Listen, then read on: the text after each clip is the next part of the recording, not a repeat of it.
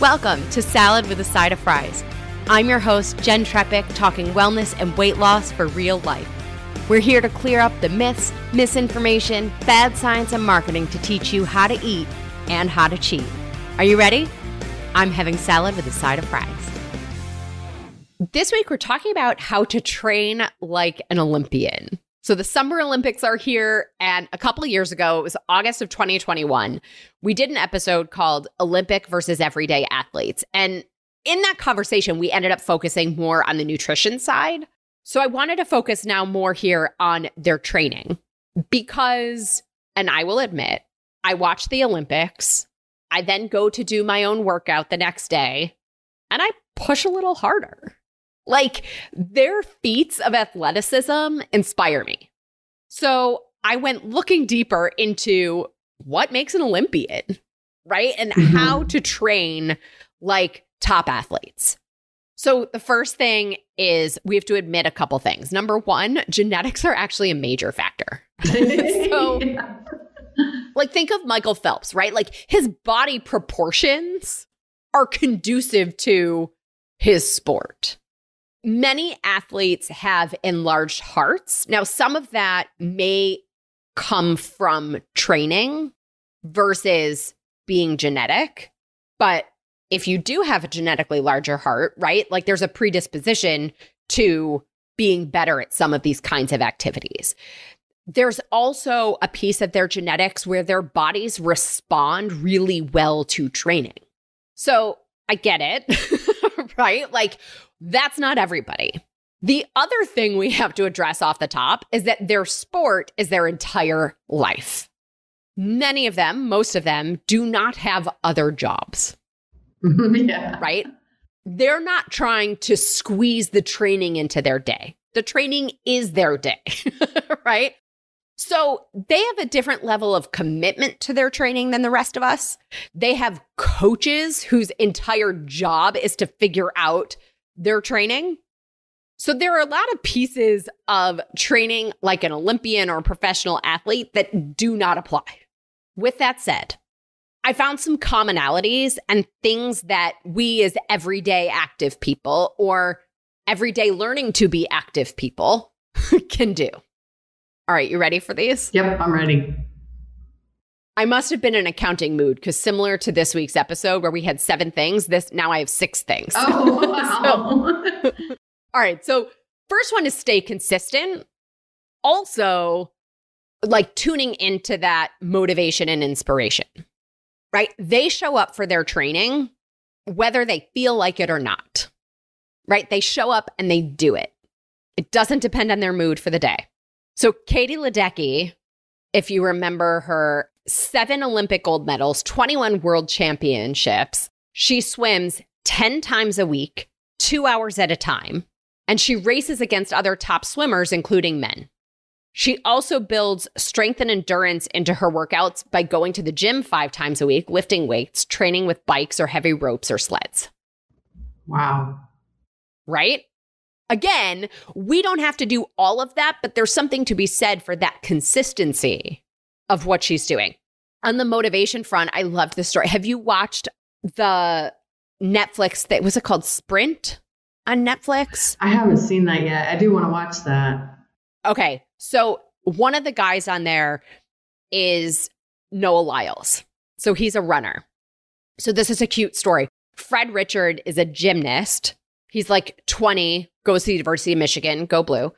So he was telling a story that he was inspired by Noah Lyles. So he added sprinting to his workouts. And then he said, it gave me motivation to improve my run and get way more power from my harder vaults. And I was like, I love that they're like inspiring each other. Then he noted too, Fred Richard noted that he tends to work out on Sundays with lighter weights. So this brings us to then the second piece, which is cross training. In that episode in August of 2021, we did talk about how their training is endurance and strength, balance and flexibility, like all of those things. But they have a focus on cross training. It's not only their sport all the time. It's like, what are the other things that are going to help me do this thing better? So Noah Lyles that runner. He's currently the fastest man on earth. So his in-season workouts, he focuses on acceleration and feeling comfortable at top speed. His off-season training centers on leg work, like squats, leg presses, and single leg Romanian deadlifts, which are no joke. No. I know. Lee Kiefer is a fencer. So she competed in the Tokyo Olympics in 2021. I believe she's going back again. Don't quote me on it. She became the first American fencer to win an individual Olympic gold medal. Her preseason regimen includes strength and conditioning training 4 times a week, plus practices with her husband, who's also an Olympic fencer. And, it's training and cross-training, focusing on the whole body. Like, I think that's the thing for us, right? So it's the whole body. It's not just the same exercise or the same group of muscles. It's, we can keep things interesting.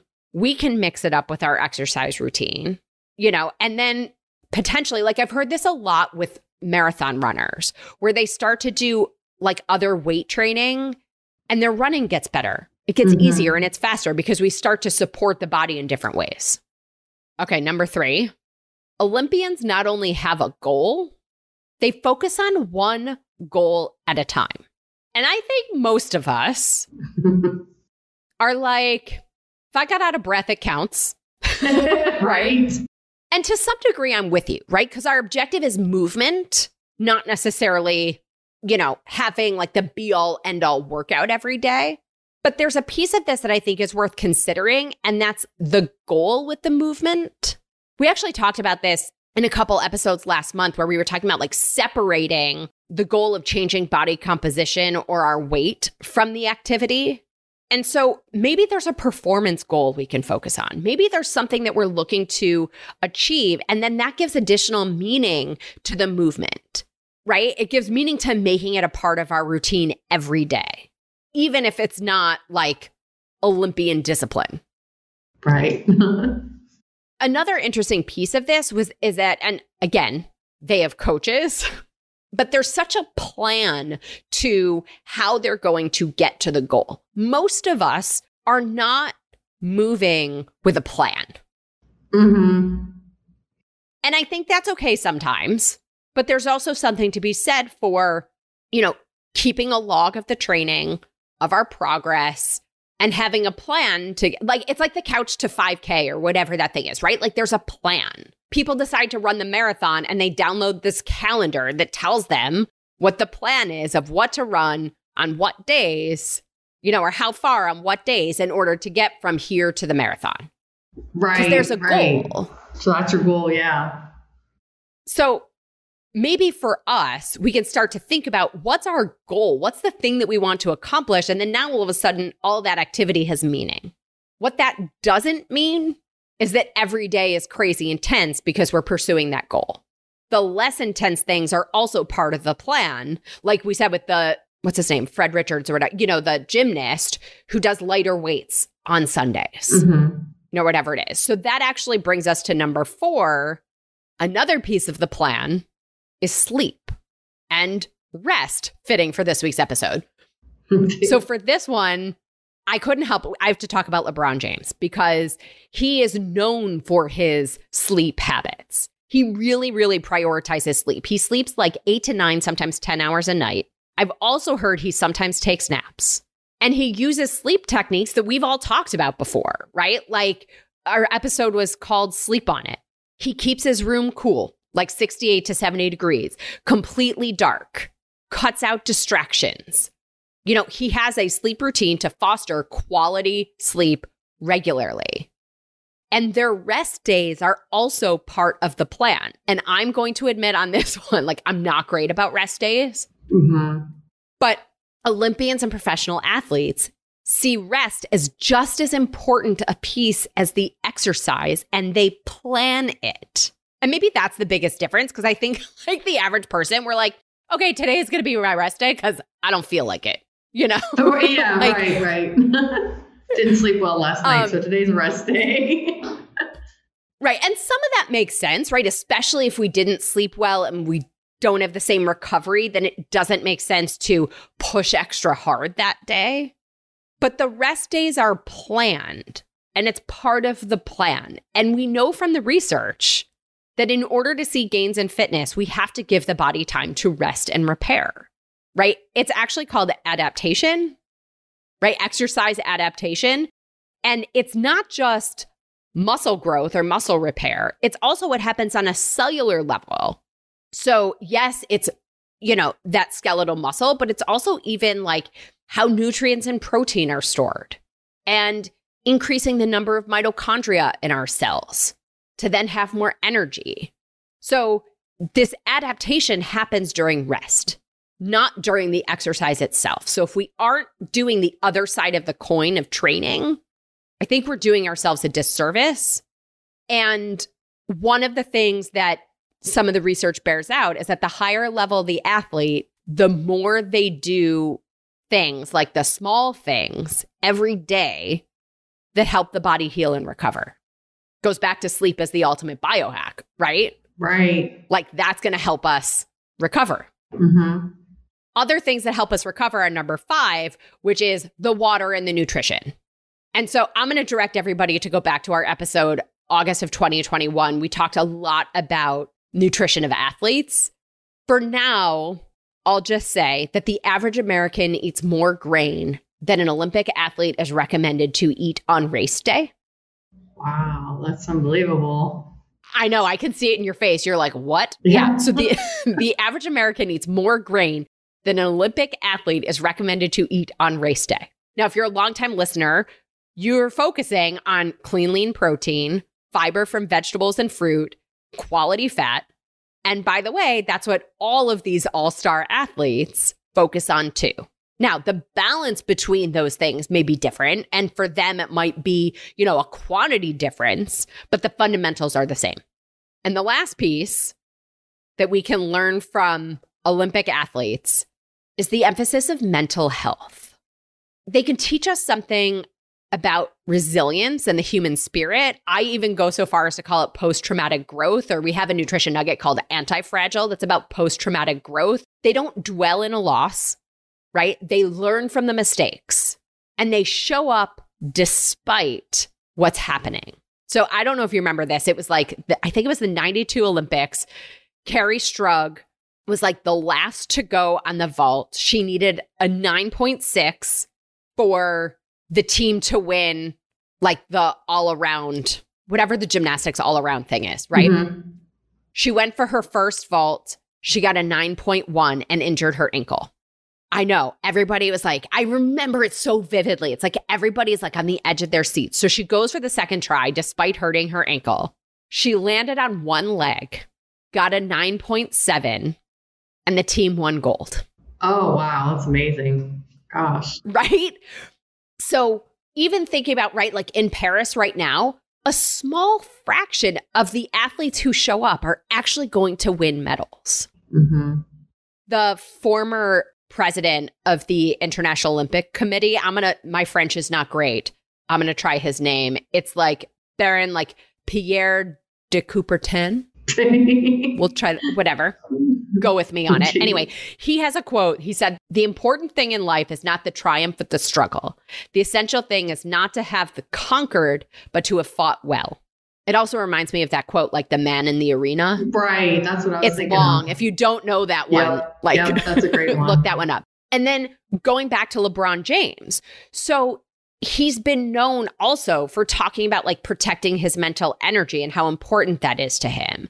Like he doesn't dwell on the loss. He learns from that defeat and finds ways to learn and improve and like onward.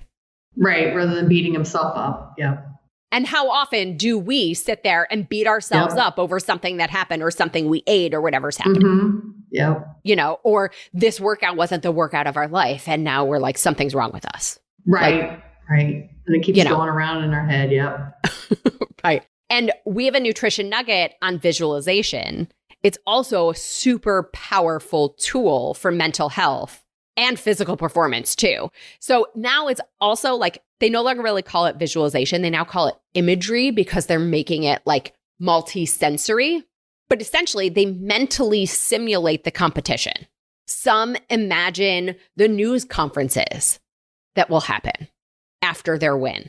So Nicole Detling is a sports psychologist with the U.S. Olympic team. She has a quote that said, "The more an athlete can imagine the entire package, the better it's going to be." So as you're watching the Olympics, you might notice them like close their eyes right before they start. This is what they're doing. Oh, wow. Maybe they're imagining that gold medal. So Erin Hamlin won the Olympic bronze in the luge a few years ago. So she was telling a story. She said, and I'm just quoting this. So she said, sometimes their eyes go back a little so that the whites show. And it's really kind of creepy. Some people get really into it. And because we paddle to start, they'll paddle really hard on the bench. And then all of a sudden, you'll be sitting there really quiet and somebody will hit the bench really hard and it'll startle you. But this is what they're doing. So the athletes talk about how the imagery is reassuring and empowering. I'm going to admit, I did this before our Salad with a Side of Fries live event. Right? Like I kept picturing it and thinking through it and like experiencing it in my head before it actually happened. So visualization, or imagery, as they say, and focusing on our mental health are one of the other things that these athletes really do that I think a lot of us overlook. So, okay, wrapping this up. Yes, Olympic athletes train for a lifetime. Yes, their grit and their commitment level is far above average. And also for them, like milliseconds or millimeters can make all the difference. For us, that's not typically the case, right? Yet, there's a lot that we can learn from them. So from these Olympic Games and these incredible humans, we can learn to focus on consistency and finding inspiration, cross-training so that we work complementary and supporting muscles, focusing on a single goal at a time, training with intention and tracking progress, emphasizing sleep and recovery, the rest days being planned as much as the training, water and nutrition to support performance and recovery, and emphasizing mental health, learning from setbacks, using multisensory imagery to imagine everything going our way. Bonnie, what do you think? Are you now an Olympian? I don't know about that. But I definitely think focusing on the cross training is a good one because it's easy to get kind of into doing just one type of sport. And like you say, you need the flexibility and the strength and multiple different types of exercise. So I think that's a good one for me to focus on. Yeah, that's why too I like working out with trainers or group fitness with instructors who get to know you, because then they think about that and I don't have to. Right. Yeah, that's true. All right. Well, I think we did a thing. Yes. Excellent. Well, as always, everybody, I'm your host, Jen Trepeck. Connect with me on Instagram or all social media. I am at Jen Trepeck, JENNTREPECK. Website is asaladwithasideoffries.com. Pick your platform, send a message. I love hearing from you. Your takeaways, your ideas, your questions. This is also the easiest way to learn more about working with me as your health coach. Bonnie, thank you again for being here and joining me. Thank you. Thank you for having me. This was great. Awesome. And of course, if you are not already, join our membership program by going to glow.fm/saladwithasideoffries. This shows your support for this podcast and this community, but most importantly, it supports your health. You'll get this week's recipe for the arugula chicken melon salad with sumac dressing. Well, friends, that's it for today's episode of Salad with a Side of Fries. Congratulations for making yourself and your health a priority. Thanks so much for joining us. Be sure to click subscribe or follow on your favorite podcast platform. Share us with a friend, and we'll be back next week. Always remember, you deserve it, and you are worth it. Happy healthy.